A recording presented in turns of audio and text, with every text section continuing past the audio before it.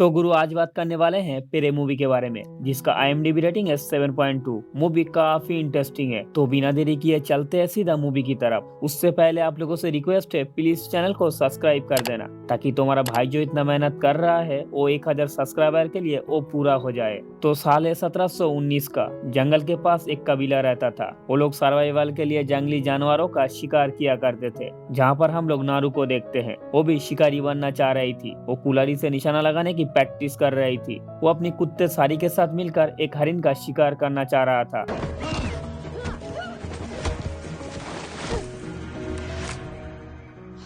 लेकिन नारू का निशाना चूक जाती है और सारी भी एक ट्रैप में फंस गया था। वो नहीं जानती थी ये ट्रैप किसने लगाई है। अब नारू उसका इलाज करती है। दरअसल नारू जड़ी बूटी से इलाज करना जानता था। तभी दूर आसमान से कुछ आवाजें आती है। वो जंगल से बाहर जाके आसमान की तरफ देखता है। वो देखता है वहाँ से एक शिप जा रही थी और उस शिप से उतरता है एक एलियन या फिर दानव। वो दानव गायब हो सकता था, इसलिए उसे सिर्फ शिप दिखाई देती है। अब सीन यहीं पर कट होके हम लोग देखते हैं नारू उसके भाई ताबे से बात कर रहे थे। ताबे एक अच्छा शिकारी है। वो तीर से निशाना लगा के एक ही झटके में बाज को मार देती है। नारू उसे बताती है, आज मैंने जंगल में एक बड़े पक्षी को देखा। दरअसल नारू उस शिप को बड़े पक्षी समझ रहे थे और उस पक्षी को शिकार करके वो सबको साबित करना चाहता था कि वो भी एक अच्छा शिकारी है। अब नारू घर आकर दवाई बनाने में उसकी माँ को हेल्प कर रही थी। उसका माँ नहीं चाहती नारू एक शिकारी बने। उसका माँ उसे जंगल में एक खास किस्म की जड़ी बूटी लेके आने के लिए कहता है। अब नारू जंगल जाता है जड़ी बूटी लेने। इधर एक शेर पुही को लेके गया था, इसलिए कुछ लोग उसे ढूंढने के लिए जंगल जाता है। नारू उन लोगों को देख के उनके साथ जाना चाहता था, लेकिन नारू एक लड़की है, इसलिए वो लोग उसे घर आकर खाना बनाने के लिए कहता है। उसका भाई ताबे बताती है ये हमारी मदद कर सकती है सुराग ढूंढने में। अगर पुही जिंदा मिला तो उसे दवाई भी दे सकती है। अब वो लोग नारू को साथ लेकर जा रहे थे। उन लोगों को कुछ दूर जाकर शेर की मलबे दिखाई देती है। इधर सांप एक चूहे का शिकार कर रहा था, लेकिन वो दानव उस सांप को मार के उसका खाल खींच लेती है। इसके बाद हम लोग देखते हैं नारू और उन लोगों को पुही मिल जाता है अधमरी हालत में। नारू उसका एक खास किस्म की दवाई देती है, जिसे खा के उसका खून ठंडा होके बहना बंद हो जाती है। अब रात हो चुकी थी। वो लोग डिसाइड करता है ताबे वहाँ पर रुक के बाघ का शिकार करेगा, और वो सभी पुही को लेकर घर आ रहे थे। रास्ते में नारू को कुछ पैरों का निशान और वो खाल खींचा हुआ सांप दिखाई देती है।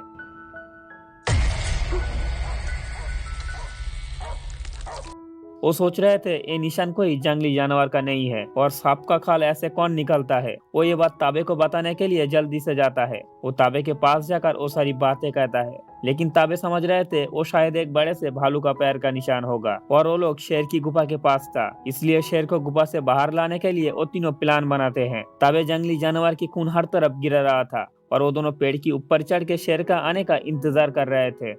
वो दोनों जब बात कर रहे थे, तभी शेर आकर नारू की साथी को मार देती है। अब नारू को मारने के लिए वो शेर पेड़ के ऊपर चढ़ती है। नारू शेर को घायल करती है, लेकिन तभी जंगल में उसे कुछ रोशनी दिखाई देती है, जिस वजह से वो पेड़ से गिर के बेहोश हो जाती है। कुछ देर बाद जब उसे होश आती है, वो घर पे था। उसका माँ उसे बताती है ताबे ने उसे घर छोड़ के गया था, और उसकी दवाई से अब पुई भी ठीक है। लेकिन नारू शेर को मारने के लिए फिर से जंगल जाना चाहता था, इसलिए उसका माँ उससे कहता है कत्ता मियाँ का मतलब सिर्फ शिकार करना नहीं है नारू, उसका सिर्फ एक ही मतलब है, खुद को बचा के रखना। अब कुछ देर बाद ताबे शेर को मार के लेके आ रहे थे। ये देख के कबीले के सब लोग जश्न मनाती है। नारू ताबे के पास जाकर उससे कहता है, मैंने गिरने से पहले जंगल में एक रोशनी देखी, और वो पैरों का निशान और सांप का खाल ऐसे कौन निकलता है। जंगल में कुछ तो है, इससे पहले वो हमारे लिए खतरा बने हमें उसे मारना होगा। ताबे बताती है, अगर जंगल में कुछ है तो मैं उसे मार दूंगा, और तुमने तो सिर्फ बाघ को मारने की कोशिश की, शिकार करना तुम्हारी बस की नहीं है नारू। इसके बाद अगले दिन वो खुद को साबित करने के लिए अकेला ही निकल पड़ता है जंगल में शिकार करने। इधर फिर से एक भेड़िया खरगोश का शिकार करने वाला था, और ये सब कुछ वो दानव देख रहा होता है। वो जब खरगोश का शिकार करने जाता है, तब वो दानव उसे मार के गिरा देती है। वो भेड़िया उसे देख सकता था, लेकिन वो एक ही बार में ही उस भेड़िया को मार देती है, और उसका सर काट के अपने साथ लेके जा रहे थे। इधर नारू जंगल की दूसरी साइड जाके देखता है, काफी सारी जंगली भैंसों को मार के उनके खाल खींच लिया था। नारू ये देख के समझ जाती है वो दानव आसपास ही है, और उसे जंगल में ढूंढते ढूंढते वो एक दलदल में फंस जाती है। वो जितना वहां से ऊपर आने की कोशिश कर रहा था, उतना ही दलदल में धंसती जा रही थी। अब नारू अपनी कुल्हाड़ी और डोर की मदद से वहां से जैसे तैसे बाहर निकलती है, और वो जब नदी किनारे जाता है तो एक बड़े से भालू को देखती है। वो उसे मारने के लिए अपनी तीर से निशाना लगा रहे थे, लेकिन तीर का डोर टूट जाने की वजह से वो भालू उसे देख लेती है। अब भालू उसे मारने के लिए आ रहा था। नारू जल्दी से अपनी जान बचाने के लिए लकड़ी के बीच में चली जाती है, पर वो भालू बहुत गुस्से में था। वो उन लकड़ी को चीरते हुए उसकी तरफ बढ़ रहे थे। अब नारू को लग रहा था उससे अब कोई नहीं बचा सकता, लेकिन अगले ही पल वो भालू पीछे मुड़ जाता है। दरअसल वो दानव वहां आ चुका था।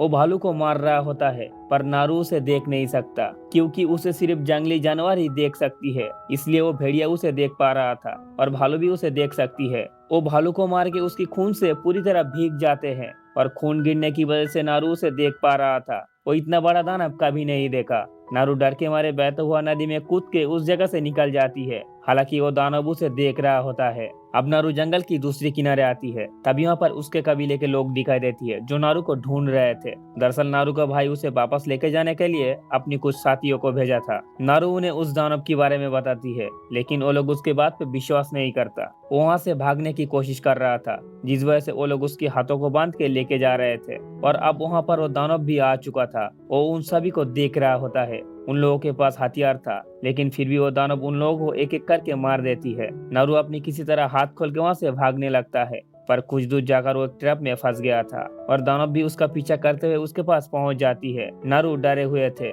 लेकिन वो दानव उसे देख के उसे ना मार के वहाँ से चली जाती है। दरअसल वो दानव शिकारियों का शिकारी है। वो सिर्फ शिकारियों को मारता है, शिकार को नहीं।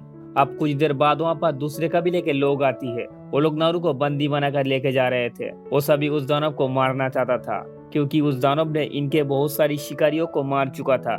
इसलिए वो लोग नारू से उस दानव के बारे में पूछता है, लेकिन नारू उन्हें कुछ नहीं बताता। इधर ताबे जब उसकी बहन को ढूंढने के लिए जंगल आ रहे थे, तो वो लोग उसे भी बंदी बना लेती है और उस दानव को मारने के लिए उन दोनों को पेड़ से बांध देती है। और वो सभी चारों तरफ जाल बिछाकर गन लेके उसका आने का इंतजार कर रहे थे, ताकि वो लोग उसे मार सके। ताबे नारू से पूछता है, ये लोग जिसे ढूंढ रहे हैं तुम भी उसी को ही ढूंढ रही थी ना, और उसे ही बनाना चाहती थी अपना कत्ता मियाँ? नारू कहता है हाँ। अब कुछ देर बाद वो दानव वहाँ पर आती है। इस बार वो इनविजिबल नहीं, अपना असली रूप में आती है, जो बहुत ही डरावना होती है। ताबे कहता है, क्या हम उसे मार सकते हैं? नारू बताती है, हमें पता नहीं, अगर खून निकले तो हम उसे मार सकते हैं। तभी वो दानव का पैर उन लोगों की ट्रैप में फंस जाती है और उसका बॉडी से हरा खून निकलती है, लेकिन वो अपनी टेक्नोलॉजी हथियार की मदद से उस ट्रैप को तोड़ देती है और उन सभी को बुरी तरीके से मार रहा था। पता नहीं आज से 300 साल पहले ऐसा टेक्नोलॉजी हथियार उसके पास कहां से आया। वो लोग जब लड़ रहे थे, तब नारू और ताबे ट्रैप की मदद से अपनी हाथों की रस्सी काट लेती है। ताबे वहां से निकलने के लिए घोड़ा लेने जाता है और नारू साड़ी को छुड़ाने के लिए उस कबीले में जाता है। इधर दानव उन सभी को अपनी टेक्नोलॉजी हथियार की मदद से मार देती है। नारू गाँव में जाके वहाँ पर जितने भी लोग थे उन सभी को एक एक करके मार देती है और वो साड़ी को छुड़ा के उसकी भाई के पास भेजता है। वो जब अपनी घाव पे दवाइयाँ लगा रहा था, तभी एक घायल आदमी आके उससे मदद मांगती है। नारू उसका हेल्प करना नहीं चाहता था, पर उन दोनों के बीच में एक सौदा होती है। वो उसे दवाई देगी और बदले में वो नारू को गन चलाना सिखाएगी। अब नारू उसे अपनी खास किस्म की वो फूल देती है और दो बात मुताबिक वो उसे गन चलाना सिखाती है। अब कुछ देर में वो दानव भी वहाँ पर आ चुका था। नारू उसे देख के पेड़ के पीछे छुप जाती है और वो बंदा उसके सामने मरने की नाटक कर रहा था और वो दानव भी उसे मरा हुआ समझ रही थी। दरअसल नारू ने उसे जो खास किस्म की जड़ी बूटी दी थी, उसे खाकर उसका खून पूरी तरीके से ठंडा पड़ गया और वो दानव को सिर्फ हीटर गर्म शरीर को ही देख सकता है। लेकिन गलती से उस दानव का पैर उसके ऊपर पड़ती है और वो दर्द के मारे चिल्लाने लगता है, जिस वजह से वो दानव उसे भी मार देती है। इसके बाद सारी उसे देख के भौंक रहा था। वो सारी को मारने के लिए अपनी लेजर बीन से निशाना लगाती है। तभी ताबे आकर उसके सर पे मार के उसका मुकुट गिरा देती है और उसकी मुकुट से लेजर बीन पैर पे निशाना दिखा रहा था। वो जब ताबे को मारने के लिए हथियार चलाती है, तो घूम फिर के आके उस पेड़ पे ही निशाना लग रहा था। नारू ये सब कुछ देख रहा होता है। अब ताबे उसके साथ डट के मुकाबला करती है और वो उस दानव को घायल करती है, लेकिन वो दानव गायब होकर पीछे से ताबे को मार देती है। ये देख के नारू समझ जाती है ये सही वक्त नहीं है उसका सामना करने का, और वो वहाँ से चली जाती है। वो अपनी भाई ताबे का और उसका हर एक साथी का बदला लेना चाह रही थी। अब इधर एक खबर पूरी गांव तक पहुँच जाती है कि ताबे मारा गया। इसके बाद नारू नदी किनारे आके उस गोरे को देखती है जिसने उसका भाई को बंदी बनाया था। वो किसी तरह लड़ाई से बच गई थी। नारू पीछे से जाके उसे मार के बेहोश कर देती है और उसका एक टांग काट देती है। नारू वो खास किस्म की फूल खाती है ताकि वो दानव उसे देखने ना पाए, और वो गोरे उसे मारने के लिए सामने रख की गन उठाता है। दरअसल नारू ने ही उस खाली गन को रखी थी ताकि वो दानव उसे शिकारी समझे। अब वो दानव वहाँ पर आ चुका था। वो नारू को देख नहीं पा रही थी। और उस गोरे की हाथ में गन देख के उसका सर धड़ से अलग कर देती है। नारू पीछे से उसकी सर पे गोली चलाती है और उसका मुकुट गिरा देती है। वो मुकुट को लेके वहां से भागने लगता है। अब नारू उसको मारने के लिए चारों तरफ ट्रैप बना रहे थे और वो उस मुकुट को पत्थरों के बीच में रख देती है। वो दानव जब उसकी रेडर में आती है तो नारू पेड़ के ऊपर से उसके ऊपर हमला करती है। अब इन दोनों के बीच में एक जबरदस्त फाइट हो रहा था। नारू अपनी प्लान में कामयाब हो रही थी। वो किसी तरह उसे पकड़ के उस दलदल में गिरा देती है।